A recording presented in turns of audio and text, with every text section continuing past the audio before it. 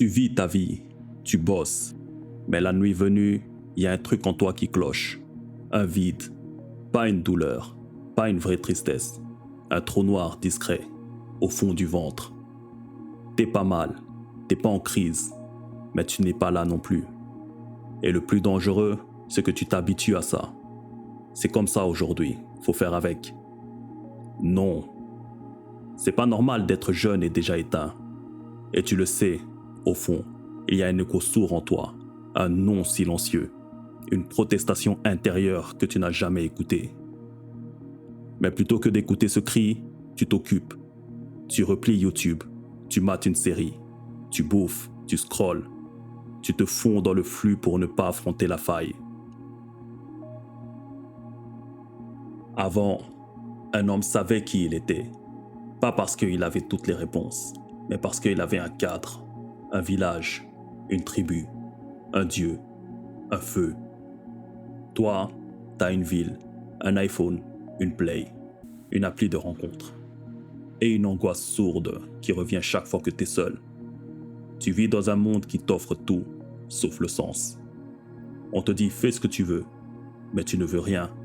On te dit sois heureux, mais tu n'as jamais été formé au bonheur. On te dit vis pour toi, mais on ne t'a jamais appris à te connaître. Tu n'es pas perdu, tu es juste jamais vraiment arrivé quelque part. Combien de fois tu t'es posé dans un café seul et tu t'es demandé « Qu'est-ce que je fous vraiment de ma vie ?» Et comme d'habitude, t'as ouvert Instagram, t'as évité la réponse, encore une fois.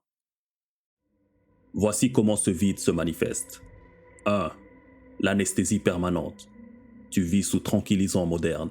TikTok, Uber Eats, série Netflix à 6 saisons. Mais t'as oublié le goût du vrai silence, et surtout, le goût de ta propre présence. T'as jamais remarqué?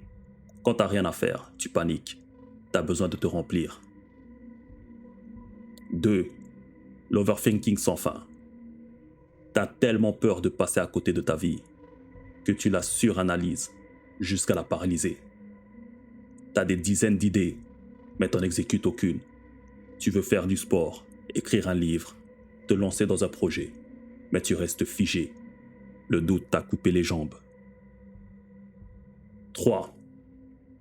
L'érosion de l'estime de soi. Chaque jour où tu ne tiens pas tes promesses, un bout de toi meurt et tu commences à ne plus te faire confiance. Tu dis « J'arrête le corno », tu replonges. Tu dis « Je vais me coucher tôt », tu scrolles à 2 heures du mat. Petit à petit, tu n'es plus qu'un acteur secondaire de ta propre vie. 4. Le déni social. Tu fais le mec bien, mais personne ne sait que tu cries en silence. Tu souris dans les groupes, t'as des amis, mais personne ne te connaît vraiment. Et surtout, t'as même pas envie qu'ils sachent, parce que t'aurais honte qu'ils voient le vrai bordel à l'intérieur. L'homme ne souffre pas d'un manque de plaisir, mais d'un manque de sens. Viktor Frankl. Ce que tu ne fais remonter à la conscience revient sous forme de destin. Carl Jung. Celui qui a un pourquoi peut supporter tous les comment. Nietzsche. Ces mecs-là avaient vu juste. Le vide, ce n'est pas une erreur. C'est une absence de direction, d'ancrage, d'affrontement. Une anesthésie de l'âme. Tu n'es pas triste. Tu es inexistant à toi-même.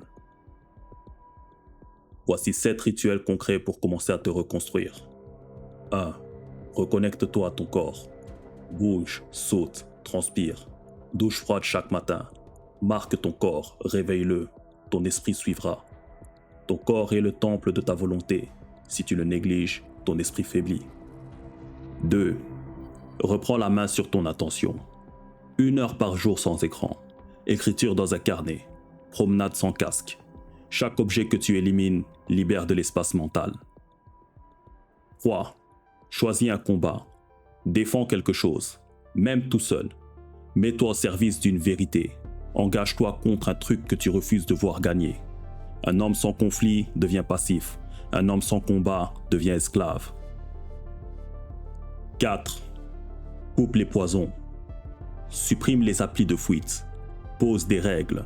Pas d'écran le matin, pas de scroll le soir. Traque la facilité et flingue-la.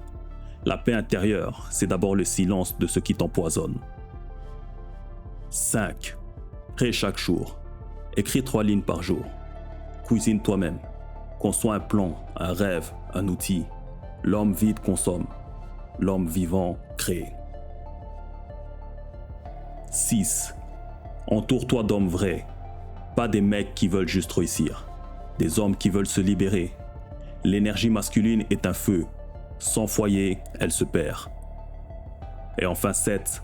Reconnecte-toi au sacré.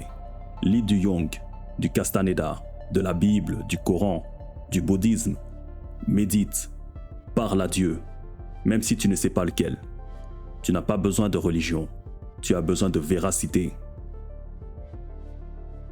Ce que tu vis n'est pas une erreur. C'est le point de départ. Celui qui est tombé au fond peut enfin décider de remonter. Ne fuis plus ce vide. Regarde-le. Plonge dedans.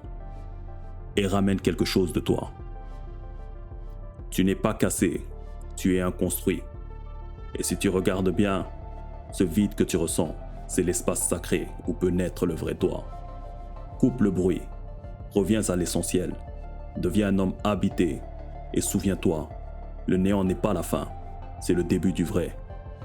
Si cette vidéo t'a remué, abonne-toi à Bad Boy Mindset. Like, commente, partage à un frère qui pourrait ressentir ce vide. Et dis-moi en commentaire, est-ce que tu comptes regarder ce vide en toi et le combler ?